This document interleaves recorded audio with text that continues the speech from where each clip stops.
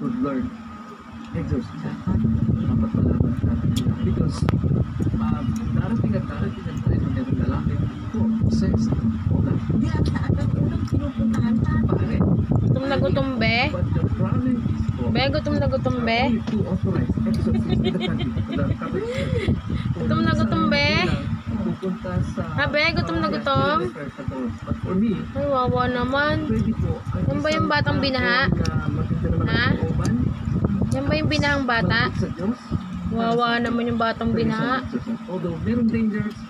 Gutom na gutom, be. Oh, sarap. Sarap, be. Sarap, be. Pakahirap tayo pumunta rin. Dahil naman pala silang mag-aagawa. Eh kahit yung simpiskan, yung makita ko, anong diferensya? Pangit mo, be. Hindi mo pala nila kaya pagayin. Hala, buto na yan. Manira ka. Manira ka sa aso, be.